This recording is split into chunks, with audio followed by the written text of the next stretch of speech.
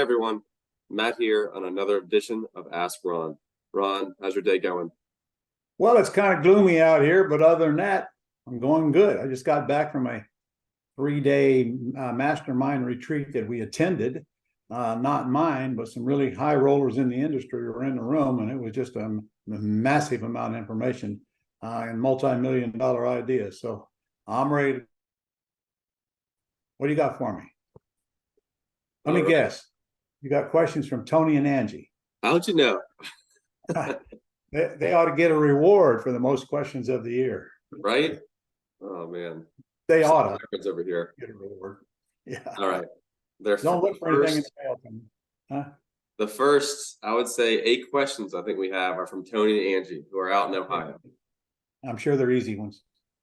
I'm sure. Their first one is, what are your thoughts on transaction coordinators who take a deal from the contract signed the deal meeting to the closing? And if you like them, do you have any Planet Ron recommended firms? I'm not sure he meant firms or forms in that question, so I'll just answer both. Okay. No, I don't have any recommended firms because you're talking about a nationwide series of lawyers and title companies, and that I do not have. And if I did have it, to be honest with you, I wouldn't recommend them because I can't trust them to do what they told me they do. In fact, I'm about to fire our own attorney and put another one in place because she just doesn't, for a lot of reasons that are irrelevant, but you're going to have to find your own, and you may have to replace them from time to time, just like I have. That as far as forms, there really aren't any forms in reality. If you get a purchase and sale agreement, there's no other form between that and the closing, and the closing agent does all of those forms. However, if you remember, we have checklists on the Go Club site and in your boot camp manual. And honestly, it tells you all the paperwork you need in place before you close and after you close, and then all of the transaction details that you got to do before and after. I'm not telling you guys that people don't need guidance along that way, but if they do, it's because they just haven't done it before. Once you go through a closing, you're going to get it very quickly and kind of laugh at yourself at how simple it was, especially a wholesale closing. I mean, it couldn't be any simpler closing than that. So there might be a market out there for somebody to assist people in that process, but honestly, I can't see where it would pay much. And the truth is, they won't need you very long before they'll figure out they don't need you. So I don't really know what the intent. When I see you again, we'll talk about that again if you want to. Right. There we go. Moving on to the next question. They say, Ron, thanks for answering our questions each week. On this last week's Q&A, you had asked us to send you what is working for us now. Where should we send that in order to ensure that our answer gets to you? That must have been Tony that asked that question. Tony, where did you send the question?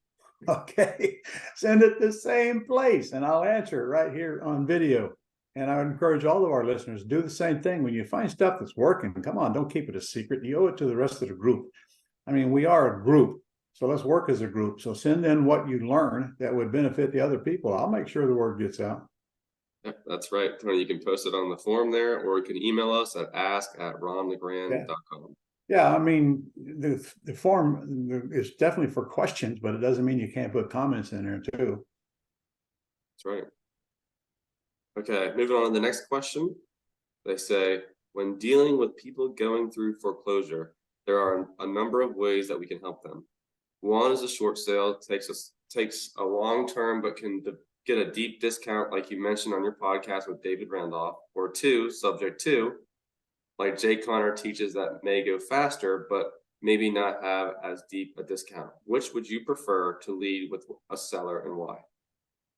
It depends. It depends on the situation, and it all comes down to math. So let's take the short sale. The short sale is nothing more than you getting a contract with the seller to buy it at an all-cash offer that is less than what they owe the bank. Now, the bank's got to approve the short sale. They're shorting the sale. They're discounting their loan. If that house is in excellent condition, it's going to be very rare you're ever going to get a short sale discount approved that would be anywhere near what I'd pay for the house for cash. Now, if the house is and needs rehab and it's in foreclosure, those are perfect targets for short sales. But it depends. I mean, I don't want to go through a short sale if I can buy the house and make a nice profit on it without going through all of that nonsense. All right. Now I've interviewed Tony Randolph on here, and he's a really good expert at that. So go back and watch his podcast with me. And if you want to find out how he can help you do the short sales, because he knows more about them than I do today. I haven't been keeping up on them because I haven't done a short sale. I can't even remember how long, probably 10 years since I've done one, because I know the banks are not going to discount a nice house very much below what their BPO realtor tells them. It's a broker price opinion on what it's worth. So now if it's ugly and it's in and it's in foreclosure, first thing I want to know is what is the balance of the loan if I bring it current, and then what are the repair costs in my best guess, and now how much equity is it above that? So if I buy the house and make the payments and then do the repairs, then I still want a nice profit on it. Even though I can take over the underlying loan, I don't have to come up with cash to pay it. I'll take it over and maybe get a second to cover the repairs and back payments. But there's still got to be a lot of equity, at least 30% equity above that, and I want more than that. Now, let's say we get a house that is in excellent shape, but it's behind, I don't know, $15,000 or so in payments. Well, I would love to make up that payments with that 15 grand and take over that loan and not touch the house, as long as there's tons of equity above that where I can see how I can make money. Now, let's say that's a $400,000 house and it takes 15 grand, 20 grand to bring it current. I know I can get $40,000, $50,000 from a non-refundable option deposit. So why wouldn't I put up 15 or 20, knowing I'm going to get back 40 or 50 within a month or so? So you got to analyze these things based on the information that comes at you. And when you get the property information sheet filled out by our virtual assistant, you'll know it's in foreclosure and you'll know it needs rehab or not.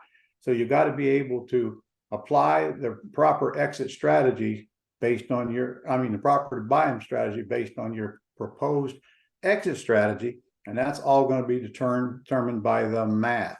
And if the math don't work, it ain't going to work.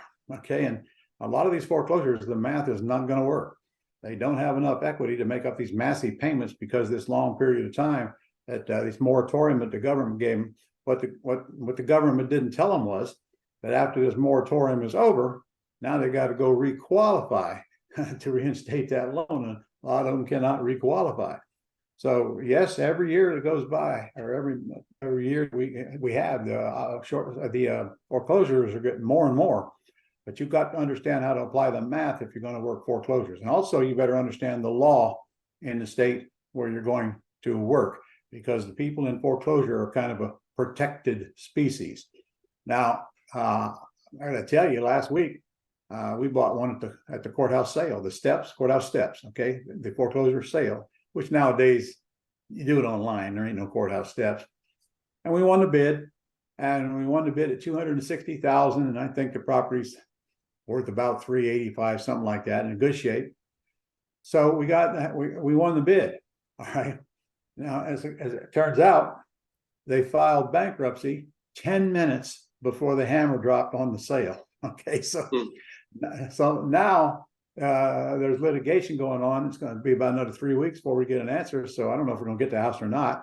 I honestly don't care, to be honest with you. If I don't get the house, that means the lady's in Chapter 11 and the court approved it. And then she gets a chance to make the payments up and they'll spread them out.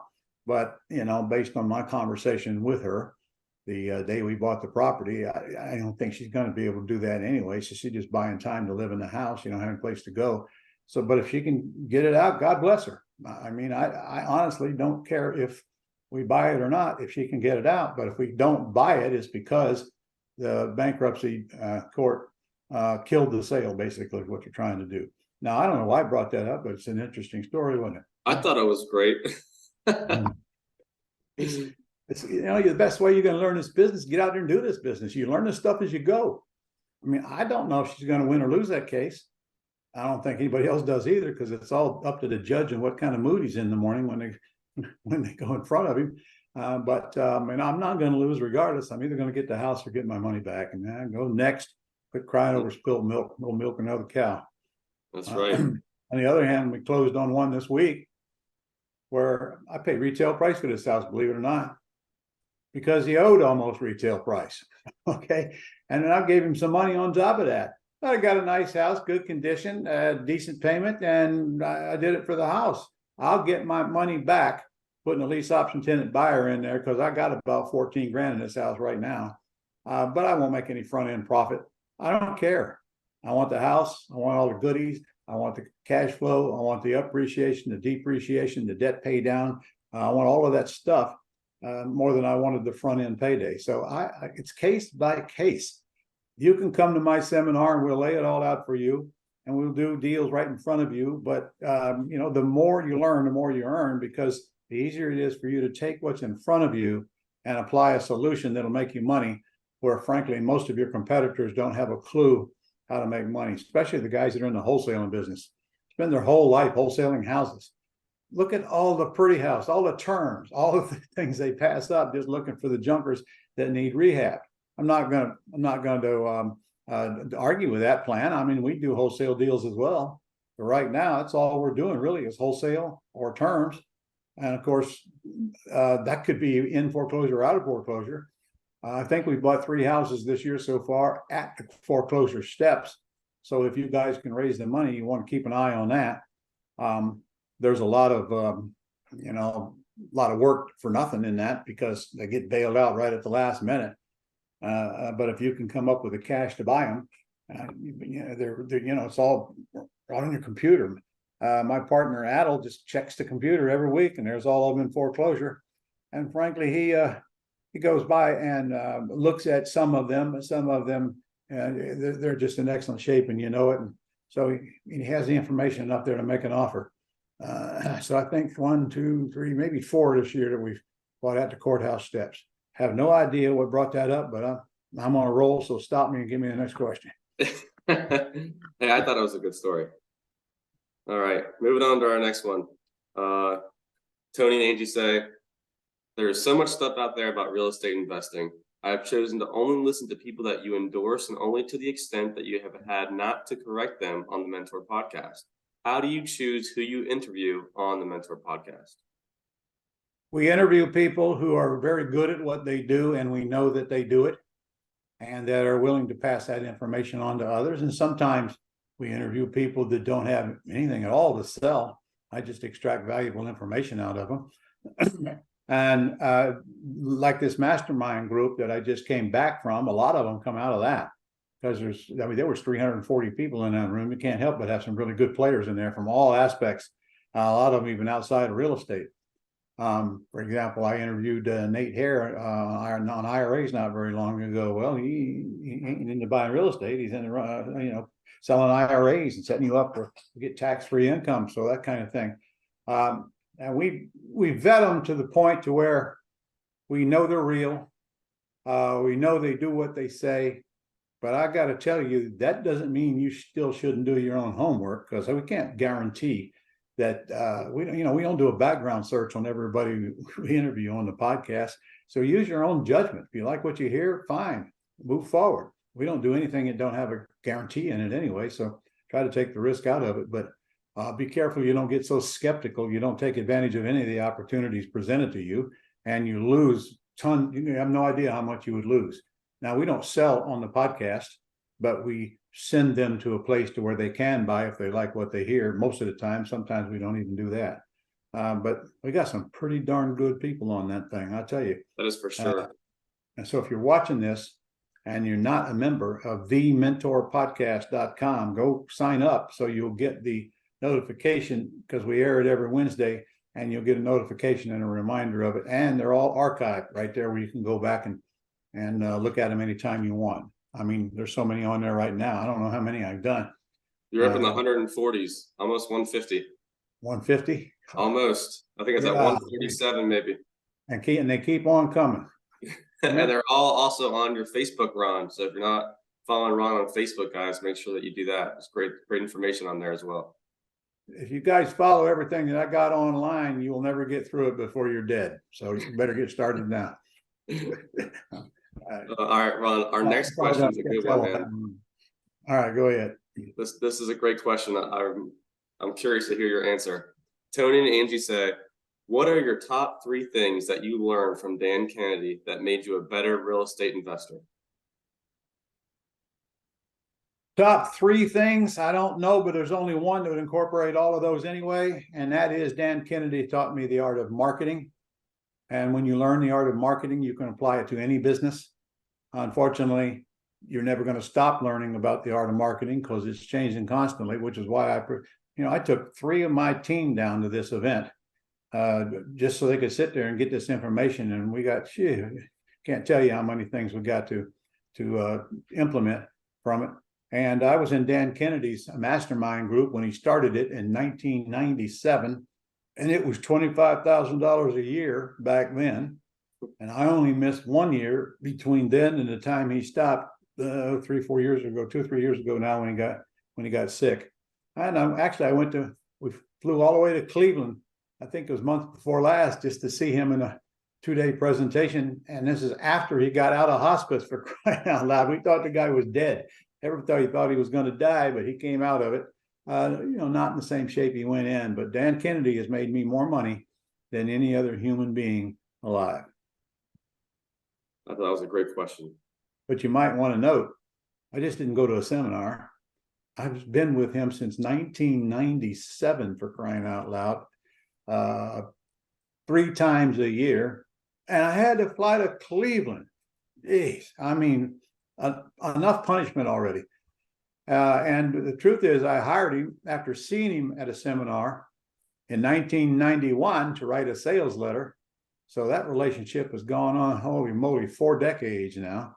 But we're both still kicking. I'm glad to hear that. There's something to be said about that. You cannot ever duplicate what's in Kennedy's mind. There's just too many years of successes and failures. So you have to get out of it all you can. Go to dankennedy.com and start learning about marketing. And you got to stay in the loop, though. I mean, sometimes people come to a seminar and go home. Okay, I learned that. That's all I need to know. It is never all you need to know. Never. Continuing education. Why would I go sit in a mastermind group that costs $25,000 a year and take 3 of my staff with me? I mean, because you've got to constantly get educated and keep up with the times. Not to mention, we meet some really, really good people there. In fact, that's where we pick up a lot of our podcast folks. Well, the same applies to you. Got to get in the groups, hang around the people that are on the upwardly mobile stage. And when you do, incidentally, you'll find out you ain't doing near as well as you could be doing. I mean, not near as well. That's I just left a room full of people. Some of them doing 250 deals a year. Some of them have built huge multi-million-dollar businesses out of buying houses, for crying out loud. Most of them are wholesale. Some of them aren't. By the way, a whole bunch of the people in the room are my students. I started in my class. And I don't even know how well they do, because I know there's a question, something about that. I don't know how well they do till I meet them somewhere later and they tell me how well they did and how I got them started. I bet I had 15 people come up to me down in this massive room of players. And, you can't tell what they do. They don't report to me. They're not a franchise. They don't fill out any reports or anything like that. And then, years later, you find out, wow, what a difference in their lives. Mm-hmm.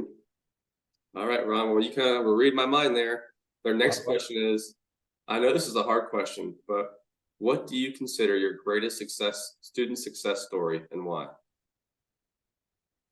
That would be an impossible answer for me to give in the single family house business, because there's so darn many of them. There's no way I'd know. And again, they don't all report to me. I can think of one in the commercial property business. His name is Hector Pavilla.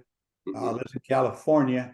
I know this because he sent me a letter saying he just topped $100 million worth of commercial property since he went to my boot camp. And of course, if I don't get letters from the students, I don't know how they're doing. I've got tons and tons of letters, both single family and commercial.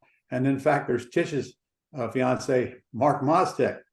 Mark Mostek started with me around just before the crash, and we had a project up in.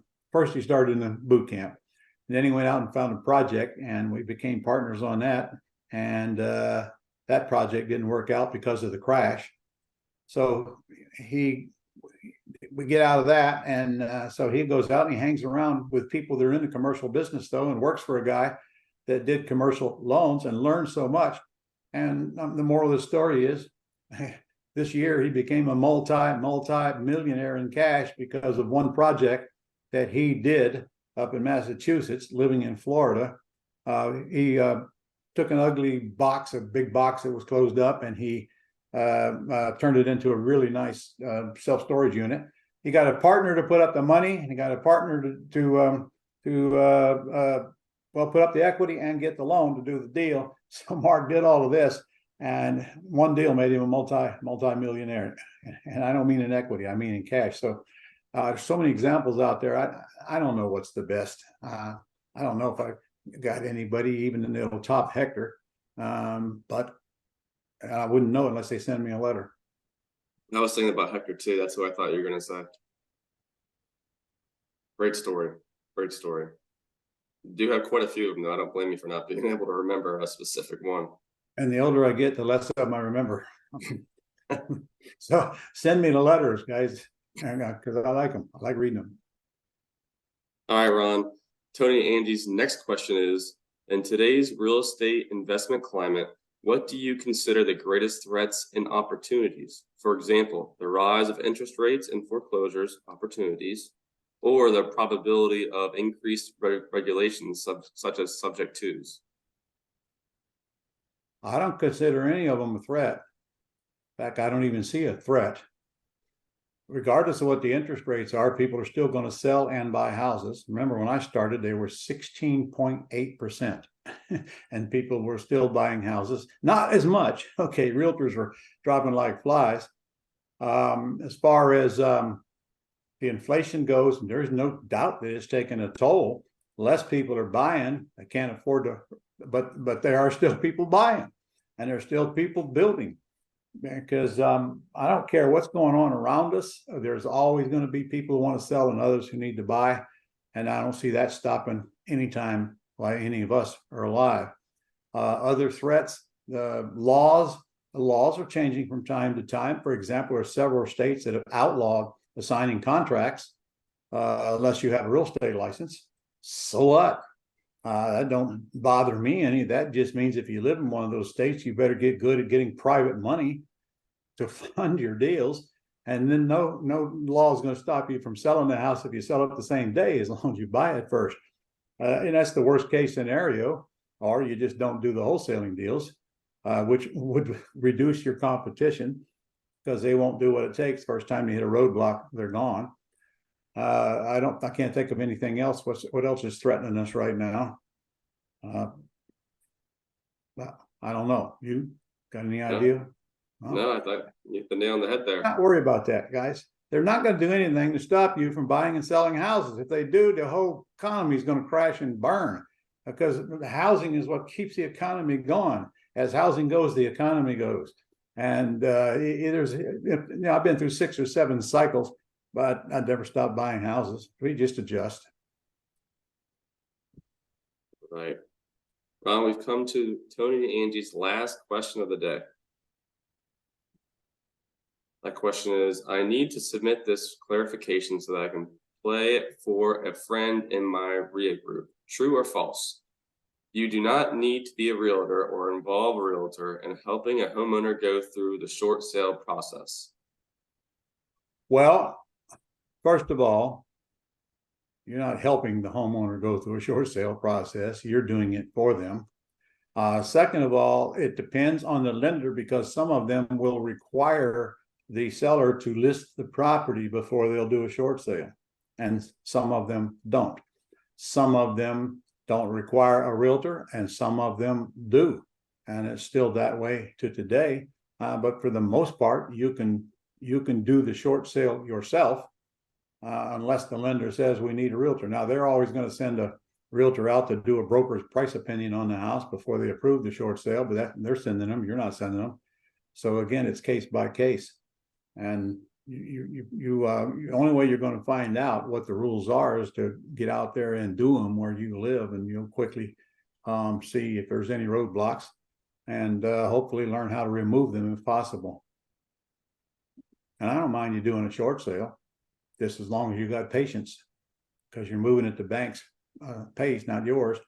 And you've got to learn, if you were to contact the lender working with the seller and ask the lender, please send us a list of what you need to approve a short sale, you'll probably get that list. And right there's the things you got to send to them to get it approved. And there's some tricks of the trade, but I think you're putting too much emphasis on short sales, though, Tony and Angie, to be honest with you. I want the deals that don't require all of that complicated crap and time wasting and out of my control. I don't even want to do short sales myself, but I've done quite a few, but that was way back when times were really rough. You think we got it rough now? Try working in an environment where houses are just not moving and interest rates are so high people can't buy and all of that. We're not there. Trust me, it can get a whole lot worse, just in case. So I suggest to everybody that you get your income up and get your positive cash flow up on houses to the point to where it greatly surpasses your need to live. And then you don't sit around worried about all those kind of things. There's nothing we can do about what the government does anyway, or nothing we can change. The only thing we can do is vote. That's still not stopping us from buying houses. And in order to do that, you've got to listen to all the doomsayers that are just looking for an excuse to quit and go find something else to do, where they'll quickly learn, well, I got similar problems over here too. Holy crap. There is no business without issues and without failures and without complications. Get through them, learn them, and then you don't need to worry about them anymore. Nothing keeps me awake. Close my eyes, look, check for cracks, and if there aren't any, I'm out of here. You know how I can feel that way because my cash flow is up, and you won't feel that way till yours is. I remember.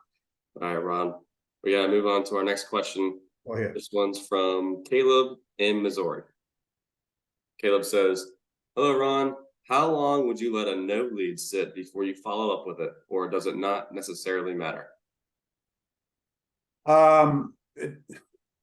If you're on our dream system, you're automatically going to follow up with it with a series of emails. And actually, it depends why it's a no. For example, it could be a no because it's sold. Well, no sense in following up with that one. Or because it's listed, and you follow up somewhere near what the listing period is. Or if they emphatically say, I cannot sell unless I get the cash, I don't see any reason to follow up, to be honest with you. If you keep generating quality leads, which is an art in itself, and you got enough to do, you don't need to worry about the house you talked about somebody 30 days ago. Yes, you need to follow up because there's a lot of money in the follow up, but not with everybody. Some people are just flat a waste of time, but that's all based on the information you get on the PI sheet and what the seller tells you. All right. In fact, I always ask them, do you want me to follow up in a month or 2 months or whatever? They say, yes, I'll follow up. They say, no, why bother? Get rid of them. Get them out of your life. Work with the people who want to work with you. That's right. That's right. All right, Ron, we've come to our final 2 questions of the day, and they are both from Omar, who is with us in Florida. Okay. Omar's first question is, the seller won't give me the loan balance and monthly payment info. How can I reply when the seller says, why do you need that info? Okay. First of all, when you get that answer from the seller and you're on the phone with them, you got about a 95% chance you're never going to do business with them. Because if they're that reluctant to tell you, but here's the answer. Well, sometimes we pay cash for houses, and sometimes we make payments till they're paid off in the future. Obviously, my cash price is going to be considerably less than my terms price. So would you consider any other way than selling your house all cash? Or would you like to hear options that you have other than all cash is the right terminology? If the answer is no, get rid of them. Get them out of your life. Forget about them. If the answer is yes, then you use my closing script and point out all the reasons why they might want to consider not taking terms. And to be honest with you, most of them are going to want all cash. Okay, that's just the nature of the beast. So we have to go through a lot of crap to get to the cream.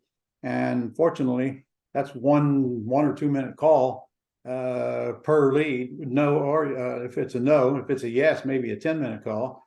And that's not a big deal. I mean, how many leads do you think you're going to get a week to begin with? Maybe 10, 15 leads a week. Well, that's not very many calls. Okay.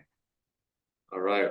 Omar's last question is, where do we find the manual for calling for sale by offer homes? Thank you very much, Ron and team.